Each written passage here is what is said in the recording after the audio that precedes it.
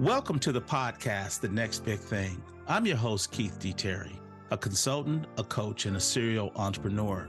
The mission here is to teach, inspire, and to motivate. I'm excited about today's discussion. We're going to be talking about board governance, a seat at the table. Our guest for this episode is Mr. Rod Cotton. Welcome to the show. How are you?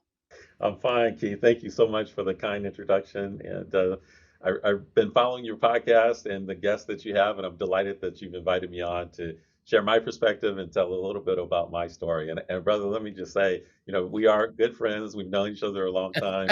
And I can just tell you and our audience, you never cease to surprise me in terms of your tremendous skills and talents. And so, well done, my friend. And thank you again for inviting me on. Thank you. Thank you for that. But this show is not about me. It's about you. So I know you, but I want the listening public to know you. And so as I always start out, Rod, tell us about Rod Cotton. Who where you come from? Who are you? Yeah, so I'm a product of the South, I say. I mean, I grew up in South Central Los Angeles in the 60s and 70s, but both my parents are from Alabama, and so even though Okay. I was born and raised in Los Angeles, there's a lot of Southern traditions and kind of Southern teachings in me that I hold to and that have really guided my life, and so. That's really kind of at the heart of hearts who I am, but I'm a proud son. My mom is still alive. My father's deceased, Okay. proud father to two kids and four Good. grandkids, and so got a rich family life, and just really blessed to be in this season in my life where obviously I just retired, spent 42 years in the 42. Wow. 42 years in the biotech, pharma, and diagnostics industries, and 22 with Roche, where I was Okay. operating manager and leader of businesses up to $1 billion. And my last role at Roche was that of chief of staff to the CEO and head of strategy and transformation for the $4 billion diagnostics business. So, Well, yeah, it's been a great journey. I forgot that you were from California. When did you matriculate over to the Midwest? It was actually in the early '90s. I Okay. was Okay. I was promoted to the level of vice president at Baxter and moved from Los Angeles to Chicago in probably '92. Okay. And I was probably one. I think I don't. I was the youngest, but I know I was one of the youngest vice president. Became a vice president at the age of 32, which was really interesting because at that time Baxter was one of those places where you either went up or out, and so they gave you a lot of duties and responsibilities and as much accountability as you could shoulder. And I was eager to step up and kind of shoulder that responsibility, but it was really interesting kind of being from South Central LA. That's where I grew up. Okay. Kind of in the hood, so to speak. But to get there Correct. and to be in corporate and have access to the corporate jet and be flying around, and it was just a juxtaposition that I hadn't quite prepared for. Well, as we get into this, as I was telling the listening public, you've had a great journey. You've had a great run, and it's not over because you're helping companies. And so let's get into that. And you have risen to SVP, chief of staff. What's the journey to your first board meeting, to your first board assignment? Yeah. Oddly enough, when I joined Roche, and I'll start there because it's a long history, right? But when I joined Roche, I actually joined having been laid off at Baxter, my previous company, um, Wow. in Okay. in the in the early 2000s, or in 2000, and it was really a tough time. And these reorganizations happen, and I didn't really think Yeah. too much about it because I had been gainfully employed and very confident in myself. But I got laid off at the beginning of the dot-com bubble burst, and it was the worst possible time that I could be, out of work. And so I was out of work for 2 years. It just hadn't dawned on Wow. me that that would occur to me.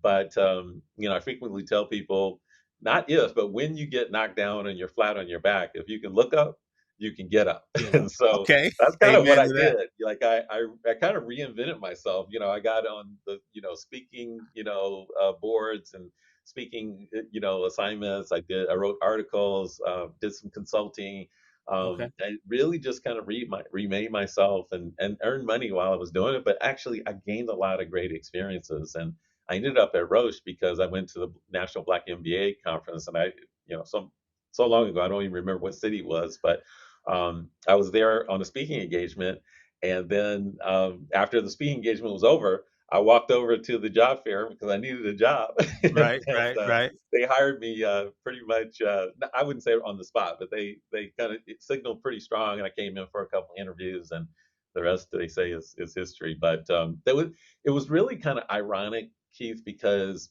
that was kind of in corporate, and then I was kind of out of work, but kind You're of right. remaking myself, and then moving back into corporate. It was at that time that I kind of told myself that I was joining Roche, and I knew there were, a Switzerland-based global, multinational company, and I Right. knew I had an opportunity to develop a lot of, strong, network relationships there.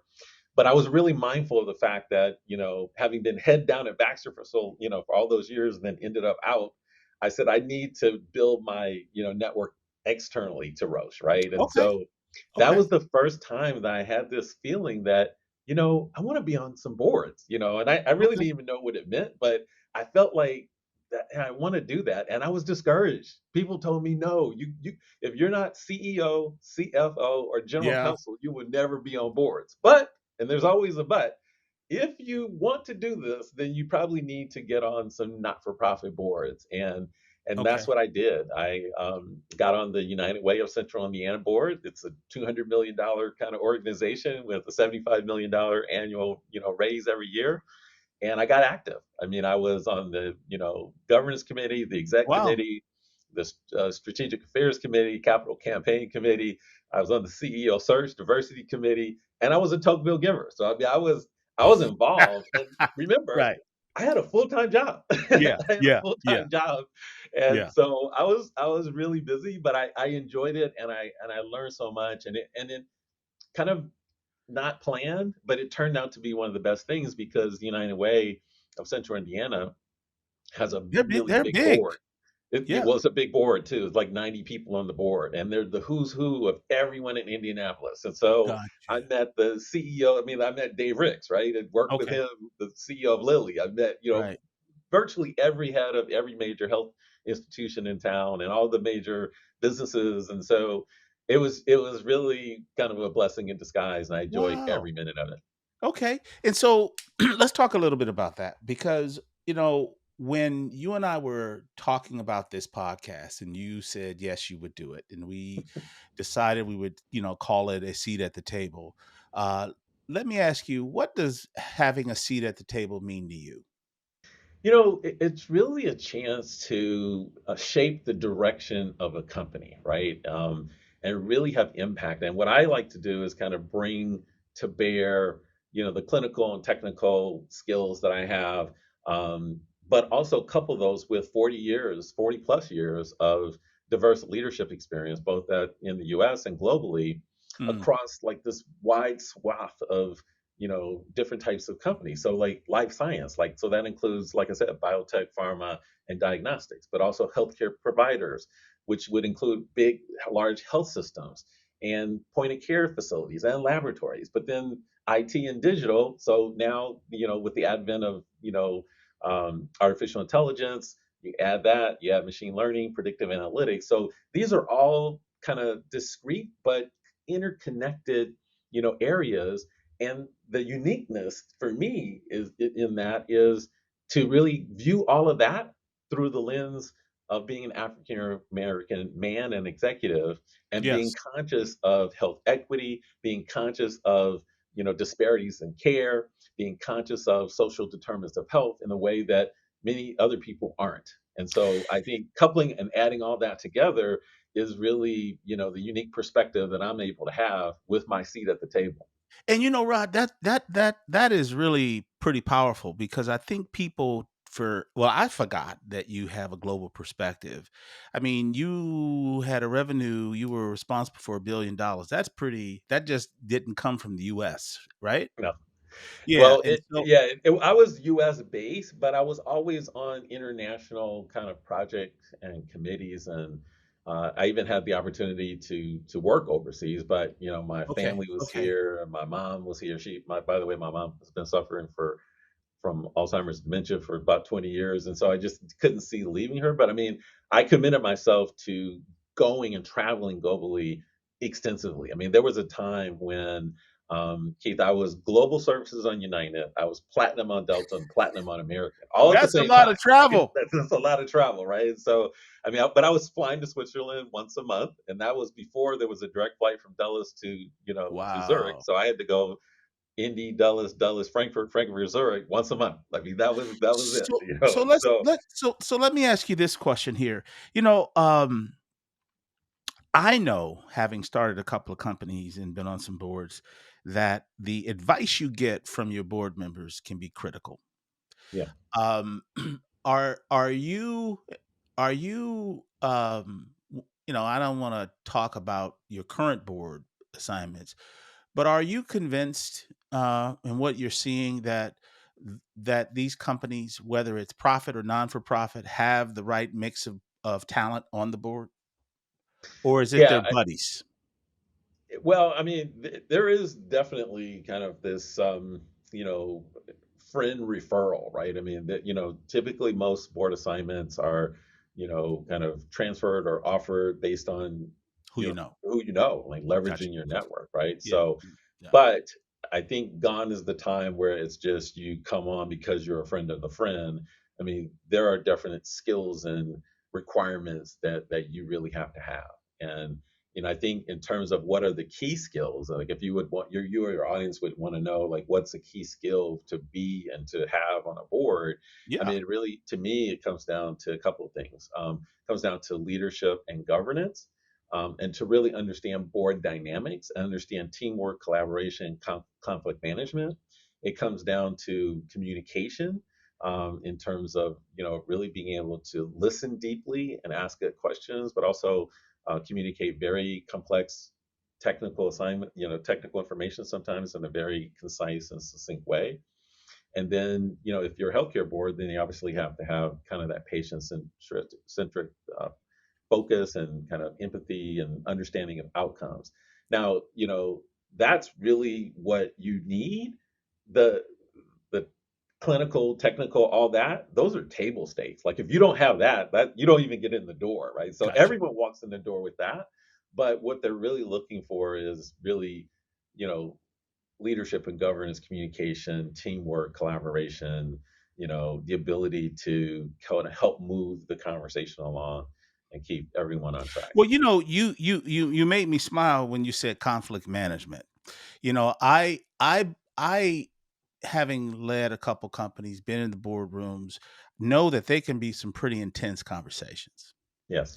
And I don't know if people get that. You know, um, can you peel the onion back a little bit about why conflict management is a key skill to have? Yeah, well, I mean, you everyone brings kind of their base of experience to the table, and the challenges that you face that you discuss at the board are sometimes, pretty hot. Like they're pretty intense, topics, and typically they get brought to the board because there is no answer. Like, Got so you. there's Got you. no real solution. There's just the best of the solution. Of course, you're always tackling these issues and challenges without complete information, and you know that going in. But it really is, you really have to have a certain decorum, and let's face it, I mean, you're volunteering, to serve on this. I mean, you're compensated as well, but I mean, this is not your real job. It's a, assignment you sign on for because you're passionate about the topic. Mhm. There's a lot of reading involved. There's a lot of prep involved, and you all bring that kind of to the table. But you want to be working with people that you like and respect and enjoy, and that's all a part of the equation as well. And typically, the CEO and the board chair, they really engineer and design, the board to bring together the necessary skills, diverse skills, because they want complementary skills. They don't want the same skills, but Gotcha. also to bring together personalities and style of relating to one another, becomes a pretty important thing as well. Yeah, because I was going to say, I'm often accused of being very a direct speaker. Yeah. I know, you're right. There's a problem at the company. There's a question that needs to be asked. There's over that. Well, you never talk about overperformance of a CEO, but underperformance of some key aspect of the company, and the board's got to deal with it. The healthy boards, and these are some really intense topics. I would assume, is it okay? Just staying on the theme of conflict management, it really isn't you dislike the person. It's just that you have a difference of opinion of a key question or issue. Is that what is the key element that or skill set that a person needs to have on that? Exactly, because like I said, you're addressing issues and problems and challenges and opportunities, because sometimes they're not challenges or problems. Sometimes they're opportunities. I mean, those are some of the Oh, best things to have, and that's where you have the biggest debate, right? Because it is an opportunity, right? And so there are a number of boards that I'm on where the performance is through the roof, growing, and but that represents its own set of issues and challenges. But they're all great opportunities to face. But there is no answer, and so the question is, can you disagree without being disagreeable? gotcha. And because everyone's passionate about their perspective or their point of view, but and can you? No one wants to be on a board and kind of hear a know-it-all, right? You're there to really probe and ask questions. Like I said, there is no answer. There are no answers to these, these opportunities and challenges. And so no one knows the answer. So it's really about discovery. And so that's really why it's so important, teamwork, collaboration, conflict management, those things become really important. And And it gets me to this other question, you know, you've had a 42-year run. You've now taking it to the boardroom. Um, are your has your board experience or evolved over the years? And how does it relate? And how do and how have you overcome it?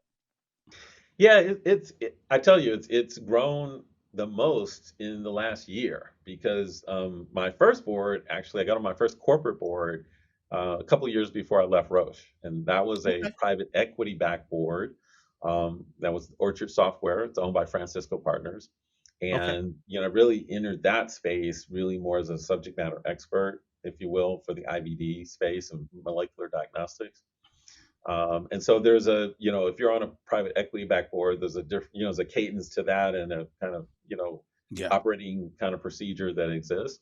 Contrast that with a public board that's publicly traded, where you've got shareholders, and you mentioned in your opening monologue about shareholder activism, and Mhm. so there's a whole different situation and cadence there. And then with some of the startup boards, I mean, you know, there's a different challenge there. They're usually trying to raise money, and you're really working a lot closer with the CEO. There's less formality, whereas a larger board or publicly traded board, I mean, there is a definite protocol that you have to follow. And you're getting those skill sets because you're seeing the differences now. I see Yeah. now. I see now. Well, I was advised by I won't call his name because I don't want to call him out in case he's listening, but he is he's quite the successful former CEO, chairman, and now board member. But he told me, Rod, you really want a portfolio approach, right? You don't want to be on all public boards, and you don't want to be on all private startup boards. You really want a mix, because that's going to further your value and your development. Faster than anything else. And he couldn't be more right. So I mean, the bigger boards that I'm on, they're really structured. Like on the Castle board, I'm on the audit committee, I'm on the nom gov committee, and I'm on the comp committee. So there's Gotcha. a lot there, right? In the smaller startup boards, there are no committees, right? It's just me and the CEO working together. We're doing everything from strategy to trying to raise money. So I mean, it's Well, a little thank bit you of for everything, that right? because that gives me and the audience a perspective because I have sat on some boards, but not a paid large corporate board. And Yeah. you talk about the structure of it. Um, let's talk about this now. Have you faced any challenges, and how have you overcome them? as a board member? As a board member, I faced some challenges when I was interviewing for boards. Now that I'm on the boards, like I said, I mean, these are carefully curated, groups, and so I've not had any issues or challenges with the boards that I'm on. Of course, it's early, maybe I'll face some in the future. Most of the Well, boards that I've challenge been on, doesn't necessarily mean that it's a negative. I mean, yeah, I know you can't talk about the corporate confidentiality components of it, yeah, but step back and you mentioned that uh, there was a hurdle, and I'll consider it. There was a hurdle getting on the board. Is that because you were unknown? Is that because you're an African American male? Is that because you know people didn't know who you were? I think it was a combination of all of that, right? The first thing I can tell you about trying to get on boards, I mean, it's a long process. Typically, boards are looking to find either new board members or replacements 6 to 12 months before they actually need them, which is Oh totally wow. different from an operating role, right? If Yep. you have an open operating role, you're trying to fill it in 30 to 60, maybe 90 days max, right? Right. The Right. board is totally different, right? They have the eye out way in the future, and they're like, hey, we may have an opening next year, and so we're going to start this process of talking to you. And then they want to talk. You get heavily vetted, right? You talk to everyone.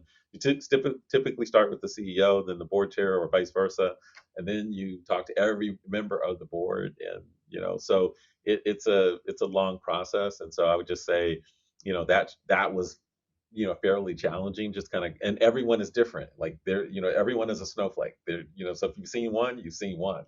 And Okay. so, yeah, I mean, but I would say now that I'm on, I mean, some of the challenges are just, getting up to speed with all the information and the reading, because it's no walk in the park. I mean, you get big fat board decks, and you usually get them, probably a week to a couple of days before the board meeting, and you're expected to go through it and read it and like really delve into it and really know it. And so, and when you show up, there's no like passively sitting on the sidelines and not sharing your thoughts or comments. I mean, you're expected to weigh in. They want to hear your voice on the They table, want to hear your so that's voice. why you're there. So, Okay. yeah, Okay. so that that's been challenging. But fortunately for me, I'm on six. It sounds like a lot, and it probably is a lot, but the areas are not exactly overlapping, but there's a fair amount of overlap because I'm concentrated in kind of the neural space and Alzheimer's and neuropsychiatric oncology, and then IT, genomics, predictive analytics, is a big space too. So Well, let me ask this.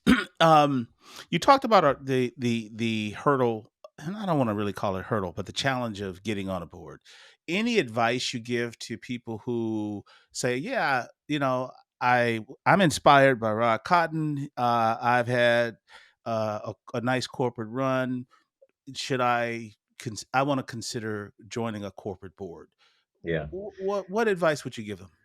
Well, don't get discouraged when you hear discouragement like I did. Like you'll never do it, because I think, and that happened like maybe 10 years ago. So I think that kind of thing maybe doesn't happen. Maybe it does, but I would say, a couple of things that you could do is to really, first of all, be excellent and be the best at your current job and what you're Gotcha. currently doing. Build a reputation for excellence in kind of what you're currently doing, because you really want to be thought of as a go-to person, or a thought leader or key opinion leader in the space that you're in now.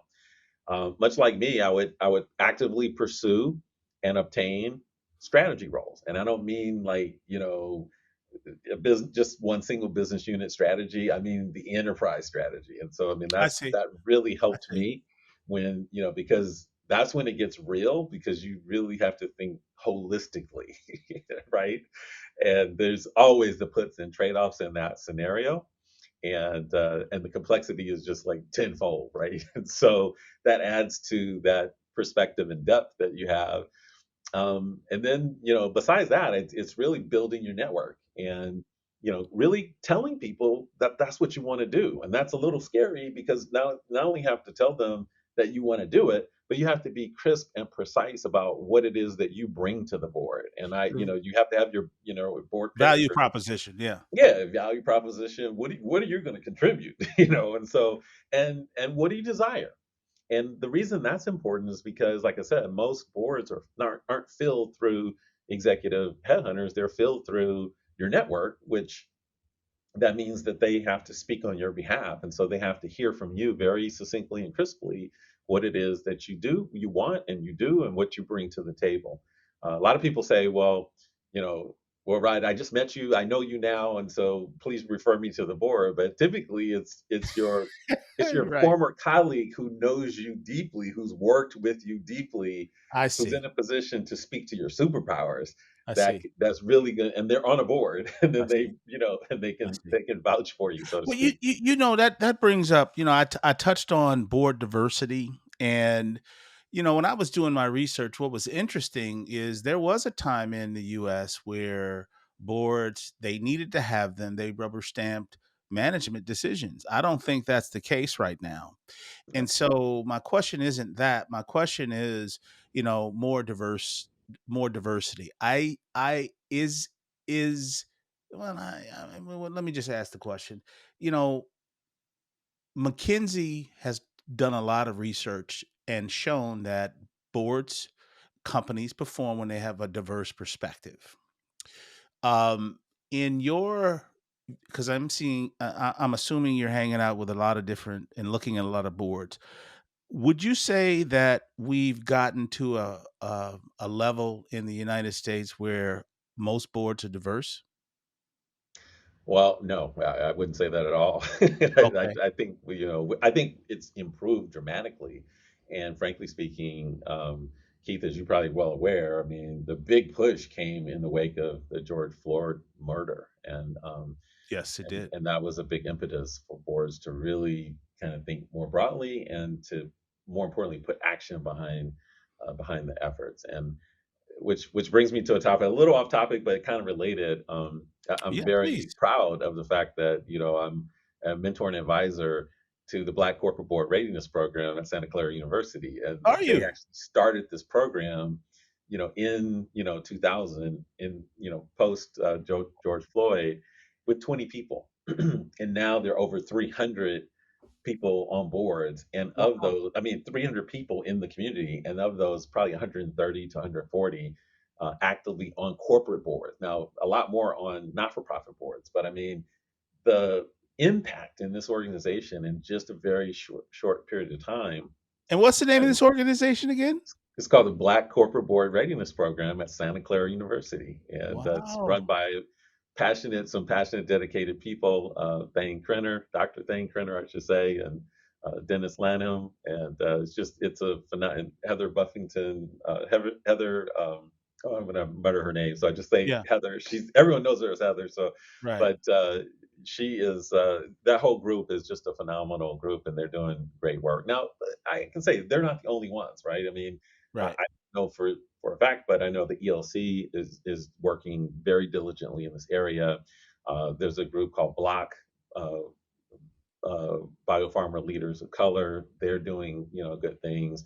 There's a new group that I'm also in called the Just Society, and so they've got efforts underway. So there's a number of organizations who are working here. But to answer your question, no, there's still a lot of there's a long way to go, but it's much better than it has been. And I echo your research findings in that, and I even heard higher performance statistics, that diversity, not only at the board, but also within a company, Yes. 35% better Yes. performance, Yeah. 2x in terms of innovation, product innovation, Yes. 2x in terms of Yes. revenue per employee. So the data doesn't lie. The facts are the facts. I mean, and so I really am pleased that the boards that I'm affiliated with, they understand this, and they're committed to it, and they know that the tone for culture, and the tone for embracing diversity and inclusion gets set at the top, at the CEO and board Yeah. level, and permeates down from there. And so that's why I feel lucky, fortunate, and blessed to be involved with the company Well, that I'm. you're quite the talented person. I've watched you over the years navigate places and come out on top. You're a brilliant mind. And so it leads me to, let's talk a little bit about strategy. Yeah. And people don't know. I'm a serial entrepreneur, and I've picked your brain on a couple of things with a client or two, and Yeah. so you know and you had great insight into the area that I was talking about. And so I want to talk a little bit about strategy. You've uh you've been around for a while. You've launched several products. Take me into the boardroom from a perspective of strategy. Boards are supposed to be thinking years in advance, theoretically, right? They're not supposed to get into operations. So, when a company is coming to you and they're talking about strategy, and you have great insight, what's your approach to leading them when you think they're going to go down a path that is not the best for them? Is it an Yeah, great easy question. discussion? Yeah, that's a great question because hopefully I can have some, have some great thoughts here because I'm supposed to be a strategy guy, right? But the first thing I like to remember is the fact that I am not an operator, right? And so the Mhm. whole premise, as you kind of referred about being on the board, is to be nose in and hands out, right? And so I, Gotcha. I Oh, think that's a great statement. yeah, so I think that's the first thing you just have to understand is your know your role and your boundaries because, for people like me who like that,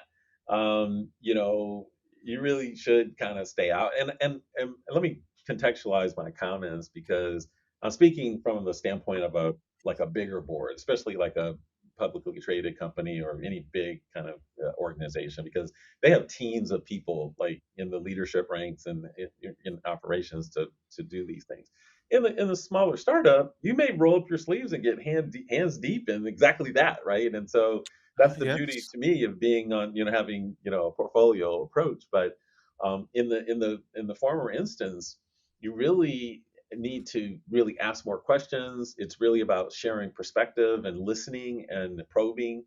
Now, you bring the skills you bring, and so infrequently, I'm going to always ask about, the comprehensive market analysis that's been done, the competitive analysis, how we've tapped in or how we're tapping into key opinion leaders and subject matter experts, and how we're incorporating their feedback into the overall strategy, right? So, Right. but also that is, are we taking a multidisciplinary approach to innovative product development? And Roche was, I feel like I got the best training at Roche because they were really good at that, right? With sprints and scrums and making sure that as we approach these things, we had everyone at the table. Not, and I don't mean large numbers, but I mean representation, sales, marketing, medical and scientific affairs, regulatory, and reimbursement, supply chain, logistics. I mean, we needed people to think holistically about the offering. And when we did that, we always got a better outcome. And then Gotcha. finally, the go-to-market strategy, questioning about that. And that was my kind of area of expertise in terms of market segmentation, value quantification, really, developing that messaging and taking, I would say, just raw data and turning it into information and turning it into wisdom that will move the ball down the field. So, having done all that personally myself, it puts me in a really good position not to lead it, but to really just ask insightful questions and when asked, share my perspective. Well, that's quite insightful because I'm going to steal it, nose in, hands out, and that truly is it. Because as an independent, and let me just step back for the listening public, we're talking about a seat at the table. In my mind, I'm talking about both, but there's a delineation right now about talking about corporate paid boards.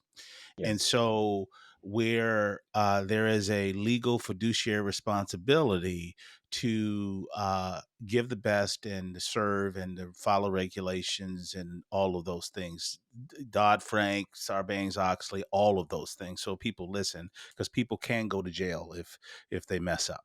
So Yes. that's what we're talking about. And so, how do you handle your responsibilities as an independent board member? You're on 6. Is 10, 12 too many? What's your approach to your portfolio, but and skew it towards the independent board member so people understand that there's quite a demand a performance from you. This is not just you're sitting there collecting a check. I mean, Yeah, you're it's you're doing some work. Yeah, it's no walk in the park. My understanding is, and again, I'm new to this, but I think this is factual that if you're talking publicly traded boards, there's a limit Yes. of four. You can only be on four publicly traded companies. Okay. But in terms of private company boards, you can be on as many of those as you have capacity to manage. And I know I know some people that are on quite a few. I probably wouldn't, I'm probably at my max now, and but if things change, things slots open up, I'd be able to entertain some other opportunities. But yeah, I mean, I think you really have to take that seriously because it isn't like the old days when friends of friends just got on the boards and sat there and really didn't add a lot of dimension or value and oversight and guidance. Um, Risk mitigation. I mean, there's so many things too. When you think about Mhm. cybersecurity, you think about the financial reporting requirements. A lot of companies grow through mergers and acquisitions, right? And so I mean, I had the M&A integration, experience because I've integrated. My first one was like a $400 million business into a $2 billion business. And then Wow. recently, right before I left Roche, we did a $1.9 billion acquisition and integrated it on a global basis. And so I had some experience on the back end of it, but never really on the front end. So I went to try to get myself educated, and so I took a executive development course at Harvard, and it was phenomenal, right? I met, first of all, Okay. just the your colleagues, your classmates, the cohort mates that you learn from the best of the best globally around the world. But their Socratic method of teaching at Harvard is no joke, right? And so I think Yeah. it was a week-long session, but we lived on campus, and it was like full on. I think they crammed a semester worth of material into 1 week, but it was one of the best things that I could have done. And so I think, if anyone contemplating this, they should really, try to get some education, outside of their area of expertise, but then know the value that you bring and try to, make sure that, you step up to the plate and you're ready to serve. Well, we don't have a whole lot of time here. um and so I guess, I want to talk a little bit about, I had mentioned in my research Enron and WorldCom, and I want to talk a little bit about transparency and accountability. Um and this is me being curious. I mean, this is Keith being curious.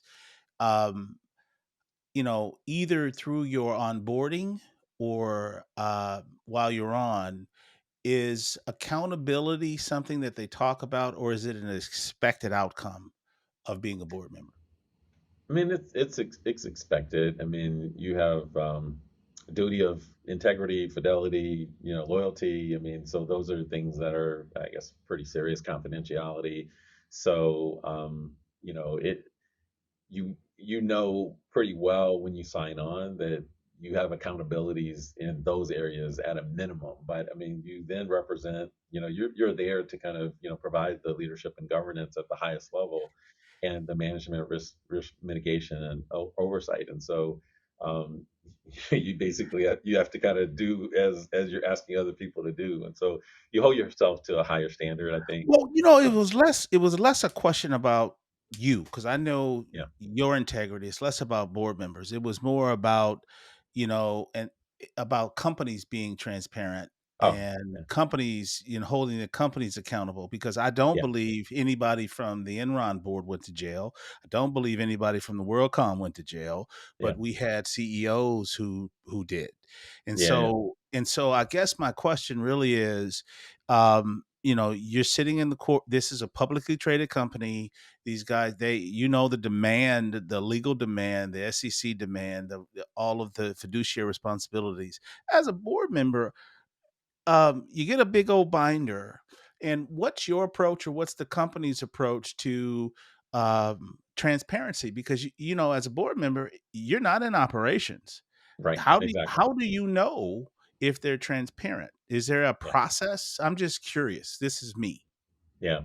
No, I mean, you raise a really valid point, and of course, people are bringing the board materials to you, really focused on the areas that they want to focus on. But but it's also your duty and responsibility. There's a lot of publicly available information as well, and Okay. so you're not, Okay. in my opinion, I don't. My approach is I don't just like look at what they give me, but I'm looking at outside and industry and really kind of putting your ear to the ground, Okay. because and when you've been in as business as long as I have, you can see something that maybe looks a little off or smell something that looks a little off, right? I mean, after 40 years or so, if you get, it's a little bit same spaghetti, different sauce. Like you get a little good, a little bit pretty good at kind of seeing things that are a little awry.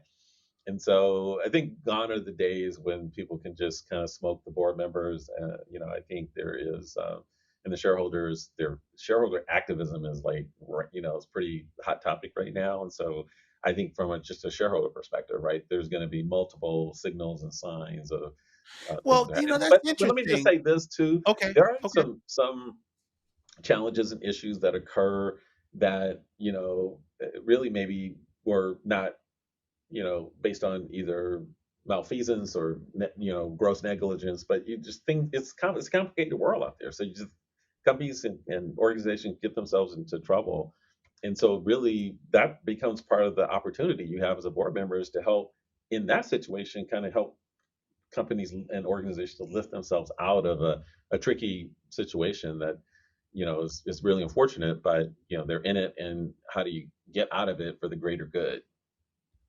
Wow, that's okay. Yeah, because I see. And so just a couple more here. In terms of, the path to being on a board, um, is mentoring something that you think people should try to do if they're interested? Reach out to a board member and say, "Hey, listen, I mean, what's your approach to the mentoring component of it?" Well, yeah, I mean, I would find every university has these programs or organizations have these programs. I would highly advise a program like the ELC program or like the Black Corporate Board Readiness program. There's some for women. There's some for diverse attorneys. I mean, there's a lot of these programs. Schools have them. I actually went through a program at Stanford when I first felt like, okay, I needed to know a little bit more. I think they all have their unique advantages. What I found very helpful for the program at Santa Clara University is just the community and sense of family, I and see. it was really noticeable the first time I started interacting with the group, and then I went to um, their new directors forum and kind of family reunion weekend, and it was impactful. It was truly Good. impactful, and so, but again, there are a lot of great programs out there, and so from a mentoring standpoint, I would advise getting involved in something like that, and then from developing your network, leverage your existing relationships with your existing colleagues, but make sure that those colleagues are on boards, and so they can provide a level of mentoring or perspective. Because frankly speaking, when I got out and I started really working towards going from one board to now six, I reached out to my network and I talked to former colleagues, and I didn't really ask for myself to like find me a board. I asked for them to share their journey and their experiences. And everyone to a point was so gracious, so helpful, and so open and vulnerable to kind of share, their journey and their experiences. And they enjoyed it. They enjoyed kind of sharing and passing on that knowledge. Okay. And to a person, they, after a while, they said, "Oh, no, what is it that you said you want to do again?" And oh, I know just the person, and that would turn into a referral, and the whole process started all over again. Okay. And so when you look at the future, now that you're in it, do you see corporate governance? What does the future of corporate governance look like for you? Well, hopefully it's going to continue to improve where, the members of the board of directors continue to provide that good governance and mitigation and oversight. But I'm hoping that the trends that we've been seeing in making those boards more diverse, both with ethnic and male female statistics, I hope those will continue to move in the direction they've been moving, because I think ultimately, as we've discussed, it enhances performance.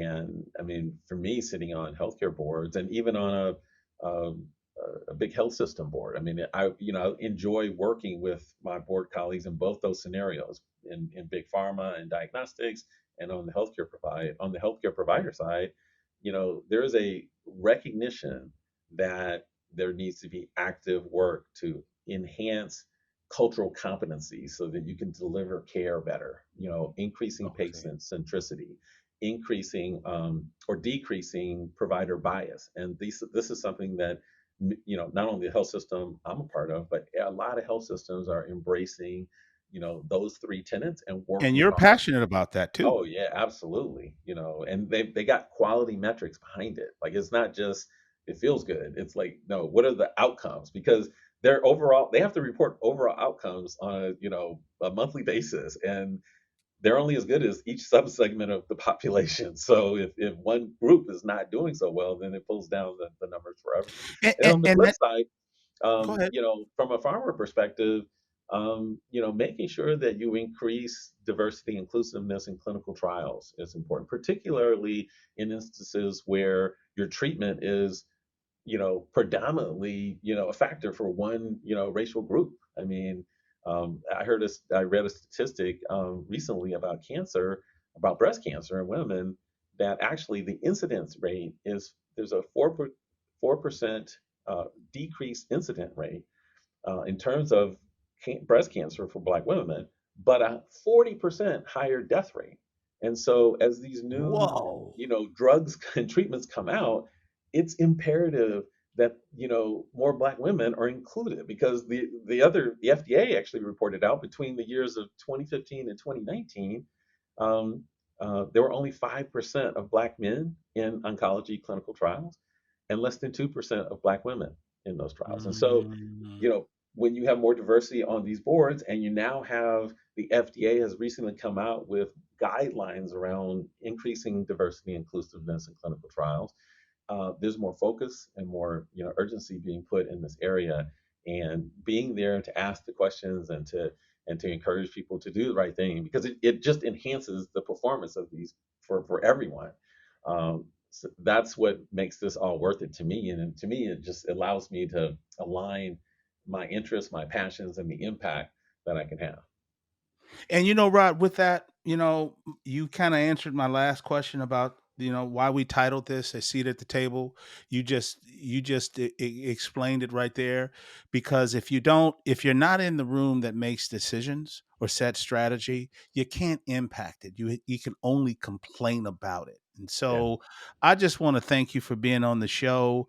I want to give you the last comment. Is there anything you want to say to our listening public about anything? I'll let you have the last say Well, before my I last close it out. words are going to be praise for you, my friend Keith. I thank you so much for inviting me here to host this very, very important topic.